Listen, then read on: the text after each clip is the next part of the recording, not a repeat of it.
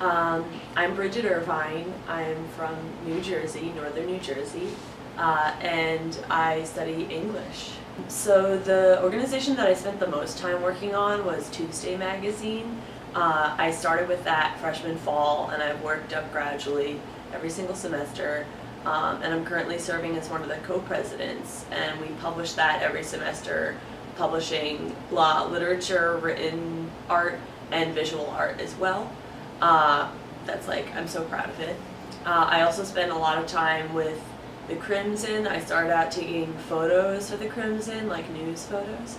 And then since junior fall, I've been working with the arts board to write arts pieces. Those will be published occasionally. I've written a couple of cover pieces with them. I also spent some time with the Harvard undergraduate beekeepers, but I sort of stopped doing that. But that was so great because I got to spend some time with actual bees on top of FOPO. And the Harvard Undergraduate Humanities Initiative as well. That's a group that tries to organize a community around the idea of what we do with the humanities and how we are being like practical members of society with our degrees that people sometimes denigrate as being impractical. So when I first entered here, I felt this enormous pressure to do internships every summer, but it ended up that the first 2 semesters of college, I mostly worked at home to try and save some money. So I worked at my local swim club, the Oradell Swim Club, lifeguarding, doing lessons, and that was quite fun. Then it wasn't the first 2 years, that was just the first summer. And then after sophomore year, I worked with a development and marketing internship at Poets and Writers. So Poets and Writers is an organization that publishes, I think, a bi-monthly magazine that creates a community for writers and for arts people. It lists grants, it talks about what award opportunities you can have. And it interviews writers in the community, and it just tries to build upon that. So I worked with them very briefly. Last summer, I got back late from study abroad, so I didn't have a chance to work with an internship, but I spent that time just sort of meditating on what was going on in my life. And this semester, actually, I did an internship with a literary agency in Boston, Zachary Schuster Harmsworth. And that was fun to do because I had a lighter workload because I was taking less classes. I had taken more classes one semester. But I think that I tried to balance getting actual experience that you can put on your resume with downtime at home, spending it with my family, with my younger sister. And I think that it's really healthy to think about it in that way rather than scrambling and feeling stress over trying to get something quantifiable. Study abroad was fantastic. I was very scared to do it at first, but the way I thought about it, I was like, I will never really get this opportunity again in the next couple of years because Harvard is just so generous about it and willing to cooperate and let you use credits. So I chose to study in London because since I was very young, I really love that city, from Harry Potter or Sherlock Holmes, or I think there's this broad American weird obsession with Britain, even though they were our colonizers. It's just very strange. But I went there, and truly it was fantastic to decouple for a semester from what Harvard is, because I think there is this broader sense of, I don't know, networking or pressure that comes from here, and you gradually get to certain people, the routine, and it can be a little stifling. And I met a whole new group of friends. I made sure to balance my study time with actual time spent finding things out about the city. I would go on these bike rides and explore what was going on with the geography, and I have so many excellent memories from that time that I've just sort of, I keep in my pocket and I take them out and look at them when I'm stressed here. And it was truly revolutionary because I defined myself as someone who is this independent person who could create such a good experience from square one, because it was all on me to create that experience. I recommend it to everyone. I hope that everyone tries to study abroad.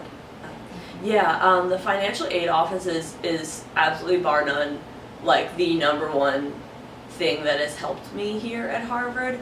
They're just so dedicated to the idea of making sure everyone can make ends meet in order to go to college. If it were not for the FAO's generosity, I wouldn't have gone to this school at all. And they've always been so welcoming. Whenever I have questions about what's going on, they are immediately there. It does not feel like I'm moving through red tape or anything. But another resource that I find really helpful is the house system. Even like studying abroad, it was demonstrated to me how crucial that sense of living in a community, of feeling, small bits of rivalry with other communities, feeling that that's your home and there are all these resources within it, like gyms and libraries. When I was abroad, like the dorms, which were called colleges there, did not have that. There wasn't that kind of structure. And I'm really grateful that, like Mather House, I've come to learn so much about myself in relation to the space itself, in relation to the people who are there. My friends are the people in Mather House. And I think that's like one of the greatest resources that Harvard has, that system. I think most of my fun experiences came while I was dancing at Harvard. Obviously at college, like, it's this going out culture, going to any parties that are on campus. We have quad parties and river parties. And I think a lot of the time when I first started going out, I was like, yeah, you have to get to the party. There's some sort of worth in that. And now it feels more like I want to go dance with my friends, but at the party. Yeah. And I like that sense of like connection. I like that sense of you're building a memory there.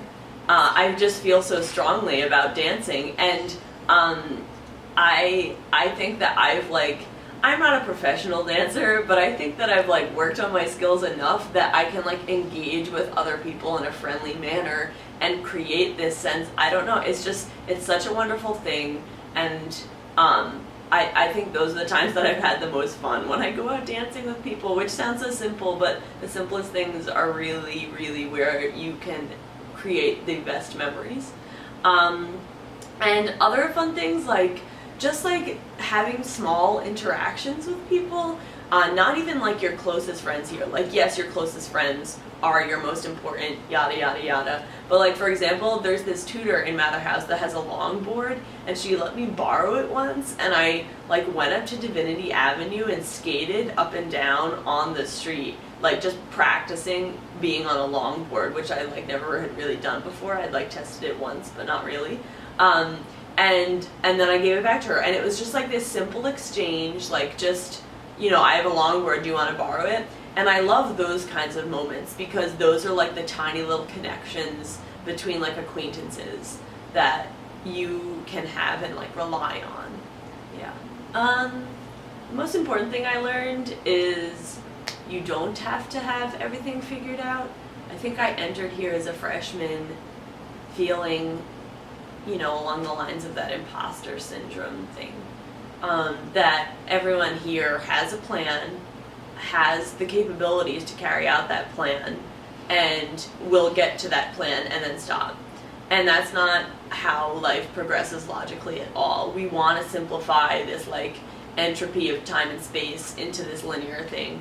And it's more about almost like developing skills that seem right, and then you apply those skills when the time comes. Or you switch to like gaining different skills, and it's a little bit like fumbling, but maybe we've just attached too much negative connotations to the word fumbling, and that's what life is about. So I have learned to try and forgive myself at all points of time for not necessarily having this structured thing to say.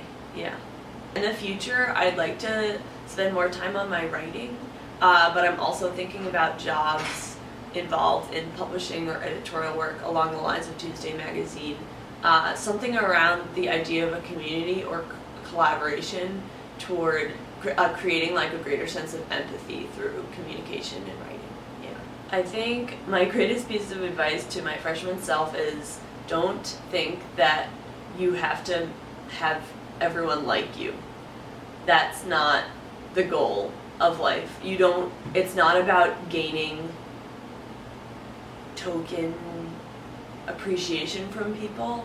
It's about some sort of connection you can build with people, and sometimes that just won't grow, and that's okay. Woo! Oh man. Okay, so my shout out goes out to Jing Chu.